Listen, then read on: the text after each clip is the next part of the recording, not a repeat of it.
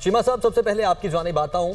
अब ये बहुत अहम चीज़ है जो मैं आपसे पूछने वाला हूं। एक तो ये बात अब चल रही है कि क्या इंडिया या मोदी इस सीज फायर की खिलाफ वर्जी करेगा, लेकिन उसके अगेंस्ट जो आर्ग्यूमेंट है वो ये है कि क्योंकि डोनाल्ड ट्रंप साहब ने खुद सबसे पहले ट्वीट कर कर ये पूरी दुनिया को बात बताई कि इन दोनों मुल्कों के दरमियान सीज फायर हो चुका है। तो जब ट्रंप साहब ने खुद ये ट्वीट कर दिया तो उस ट्वीट के बाद क्या मोदी इस तरह की बेवकूफ़ी करेगा? इस सूरत हाल को कैसे एनालाइज करते हैं? देखिए, मैं समझता हूं कि नरेंद्र मोदी इस वक्त पैनिक में है। और पैनिक वो क्यों है? क्योंकि वो कहते थे कि थर्ड पार्टी को हमने इन्वॉल्व नहीं करना। एक बात। अब जब ये कल सारा वाकया हो गया कि पहले ट्रंप ने ट्वीट की, फिर रूबियो साहब ने ट्वीट की, फिर सागडार साहब ने, उसके बाद इंडियन फॉरेन ऑफिस ने, तो देन इंडिया ने अपने लोगों को बताना शुरू कर दिया कि जिसमें थर्ड पार्टी इन्वॉल्वमेंट तो कोई नहीं थी, ये तो हमने पाकिस्तान के साथ मिलकर किया है।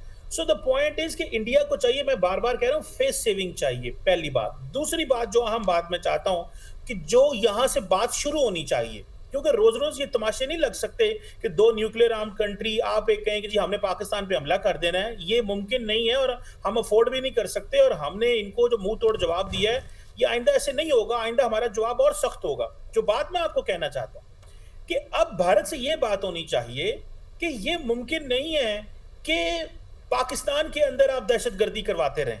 पाकिस्तान को नेक्स्ट स्टेज पे लेके जाना चाहिए। पहले ये हमें प्रॉक्सीज के जरिए एंगेज करते हैं, अभी ये कन्वेंशनल मिलिट्री कॉन्फ्लिक्ट में हमारे साथ आना चाह रहे थे। तो सवाल यह है कि पाकिस्तान को ये कहना चाहिए कि भाई ये मुमकिन नहीं है कि हम आपके साथ इस चीज पे चलें। अब आपको ये पाकिस्तान में दहशतगर्दी करवानी बंद करनी पड़ेगी, क्योंकि उन्होंने एक नई थ्योरी निकाल रहे हैं उनके गवर्नमेंट कि जी अब कुछ इस तरह का कश्मीर का वाकया होगा तो वो एक्ट ऑफ वॉर होगा। बिल्कुल एक्ट ऑफ वॉर होगा।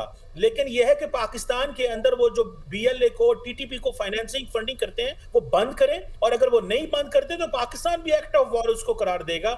और मैं समझता हूं कि इसको डिस्कशन को थोड़ा नेक्स्ट लेवल पे लेके जाना चाहिए, ताकि भारत की सरकार को हम प्रॉपरली एक्सपोज कर सकें। हम बहुत सारी जो दहशतगर्द जमातों की जो कार्रवाइयां होती हैं, हम उसका जवाब भी दे देते हैं, हम कुर्बानियां भी दे रहे हैं, हमारे साथ ज्यादती भी हो रही है। लेकिन हमें अपने केस को थोड़ा अगले ट्रैक पे लेके जाना पड़ेगा ताकि हम इनको जवाब दे सकें। मेरा ख्याल है कि थोड़ा डिस्कशन को इस तरह आगे लिया जाए ताकि उनको फोर्स किया जाए और इंटरनेशनल कम्युनिटी को बताया जाए कि ये कब तक बीएलए ऐसी जमातों को, नॉन स्टेट एक्टर्स को पाकिस्तान में सपोर्ट करते हैं, कब तक ये टीटीपी को फंडिंग करते रहेंगे। ये चीज बंद होनी चाहिए। अगर ये चीज बंद नहीं होती, पाकिस्तान के अंदर दहशतगर्दी बंद नहीं होती, तो फिर मामलात खराब रहेंगे और मेरा ख्याल है कि चीजें जो हैं वो मजीद एस्केलेट होंगी। इसको हमें, हमारे फॉरेन ऑफिस को, हमारी अफवाज और गवर्नमेंट को, मेरा ख्याल है कि डिस्कशन को और यकीनी तौर पर चीज़ों को हल होना चाहिए और things should be clear now. अब हमें अगला स्टेप की तरफ जाना भी होगा। वकार खान साहब, इस सारे मामले में चाइना के किरदार को कैसे देखते हैं? चूँकि चीनी वज़ीर ख़ारिजा वांग जी, उन्होंने कल फ़ोन भी किया सागदार को, उन्होंने खुलकर हिमायत की पाकिस्तान की। और फिर दूसरा ये कि पाकिस्तान की उन्होंने कहा है कि सालमियत और ख़ुद मुख्तारी की हिमायत जारी रखेंगे। ये स्टेटमेंट कितनी इंपॉर्टेंट है? आई थिंक चाइना का जब से हमारे diplomatic relation right from the day one जो है, ये ग्रेजुअली आप देखें कि they have improved now. I think strategic partnership, बल्कि आयरन ब्रदरहुड कहते हैं इसमें। आई थिंक विक्टर गाओ हैं जो उनके आई थिंक ग्लोबलाइजेशन के कोई आई थिंक वाइस प्रेसिडेंट हैं, उनका इंस्टीट्यूट है, और पहले एडवाइजर भी रहे हैं प्रेसिडेंट शी के। और जनरली आप देखेंगे कि इंग्लिश चैनल्स पे ज्यादा वो अपीयर होते हैं इवन इंडियन। तो उन्होंने पहले इंडियन चैनल्स को आई थिंक बड़ा क्लियरली वार्न कर दिया था कि उसने इंस्टिगेट कर रहे थे कि चाइना जो है डिस्कनेक्टेड, उसने कहा जी they are iron brothers. And then Pakistan की सॉवरेनिटी हम इंशाल्लाह काइंड ऑफ के हम गारंटर हैं, और दो अल्लाह का फजल है हम खुद भी कर। आई थिंक चाइना का अगर आप रोल देखें तो क्रिटिकल रहा है। वन इज ऑफ कोर्स हमें जो सपोर्ट चाहिए होती है यूएनएससी में। नंबर टू इज के in terms of defence collaboration, बल्कि अभी भारत भी फील कर रहा है कि now there is a scope for Chinese Pakistan defence strategy, because session पे जाके ट्रायंगल मुकम्मल होती है पाकिस्तान, इंडिया, चाइना की, वो जगह जहाँ पे सैंडविच किया जा सके। दूसरा, चाइना का देखें भारत साथ एक होस्टाइल रिलेशनशिप है because of I would say इनकी भारत की पॉलिसियों की वजह से। 3,500 किलोमीटर का तो बॉर्डर अनडिमार्केटेड है, और वो एलओसी नहीं है, एलएसी है, लाइन ऑफ एक्चुअल कंट्रोल है। इसका मतलब है कि जो जितना निबल कर ले, और वहां पे इनको 2-3 दफा फैंडी पड़ चुकी है भारत को, रिसेंटली 2020 में। और चाइना का ये बड़ा मजाक भी करते हैं by the way, India despite के ट्रेड वगैरह है, ये अंडरमाइन करने की कोशिश। तो चाइना इज वेरी क्लियर आज। I think they are very happy. One of course के Pakistan has now become a bulwark against India, और एक पैरिटी पे आ गया। I would say कि rather we are now dominating militarily, और चाइना के लिए बड़ी आई थिंक उसकी बात होगी इत्मीनान। एक तरफ बांग्लादेश है, एक तरफ बाकी, और साउथ एशिया के बाकी आप देखेंगे मुल्क अभी रैली करेंगे अराउंड दिस चाइनीज आप कह लें जो रीजन में एक अरेंजमेंट है।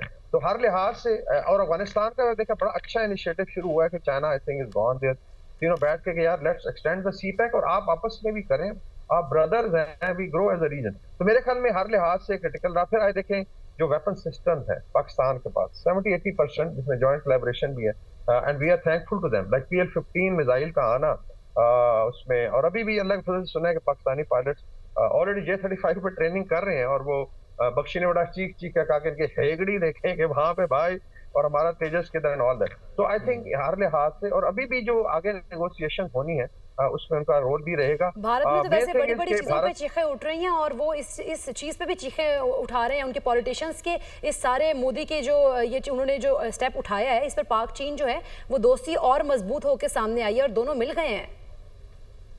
जी बिल्कुल, चूंकि देखें अभी मैं थोड़ा इंटरनल सीन पे जरूर आई थिंक हमें कमेंट करना चाहिए, मेरी अपनी प्रेडिक्शन है बिकॉज मैं थोड़ा सा रिसर्च कर रहा हूँ। मेरी इंशाल्लाह बुक आ रही है next year wars within India के नाम से, उसमें सारी फॉर टाइम की स्टडी है। Best of luck for your book sir. जी जी